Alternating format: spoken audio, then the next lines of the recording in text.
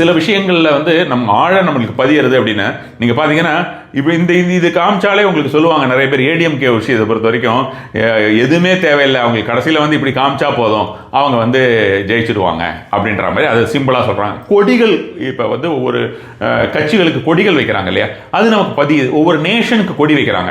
நேஷனுக்கு கொடி வைக்கிறது எதுக்கு அப்படின்னு பார்த்தோம்னா, ஒன்று வந்து அந்த நேஷனில் இருக்கிற கொடியை திரும்ப திரும்ப பண்ணிக்கிட்டே இருக்கும்போது நமக்கே ஒரு ஏதாவது ஒரு ரூபத்தில் அதோட நம்ம பாட்டுக்கிட்ட எல்லாம் சேர்த்து பார்க்கும்போது நமக்கு ஒரு பேட்ரியாட்டிசம் கண்டிப்பாக வந்து வருஷத்தில் ஒரு 2 தடவை 26ஆம் தேதி ஜனவரியும் ஆகஸ்ட் 15ஆம் தேதியாகவும் வந்துடும். அது இல்லை நம்ம வேற ஏதாவது ஒரு வார்டர் லைக் சுச்சுவேஷன் வந்ததுன்னா அந்த பேட்ரியாட்டிசம் எல்லாம் வந்து அப்போ ஃபுல்லா கொடியா இருக்கும். அவ்வளோ தூரம் ஏன் போறீங்க? இந்தியா பாகிஸ்தான் கிரிக்கெட் மேட்ச் பார்த்தாலே பேட்ரியாட்டிசம் வந்துடும்.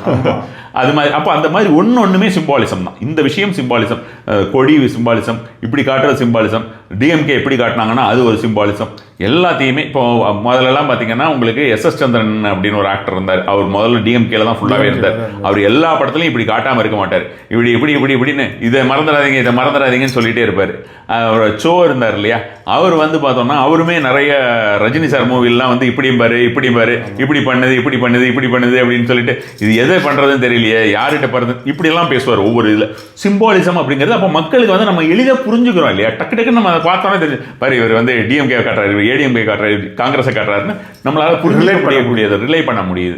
இப்போ சாதாரணமாக ஏதாவது ஒரு விஷயங்கள் யாராவது ஒருத்தங்க தாமரை கொண்டு போயிட்டு வந்துட்டு இருந்தாங்க, அந்த பக்கம் இந்த பக்கம் கொண்டு போயிட்டு வந்தா கூட இவன் பிஜேபி காரனான்னு கேட்குற அளவுக்கு அந்த தாமரை வந்து அந்த மாதிரியான ஒரு விஷயமா மக்கள் மனதில் கொண்டு வந்தாச்சு. அப்போ ஆழ்மனம் அப்படின்ற மாதிரியான விஷயம் வந்து இது போன்ற விஷயங்கள் எல்லாமே நமக்கு தெரியாம சப்டலா வந்து அப்படியே உள்ள போயிடும்.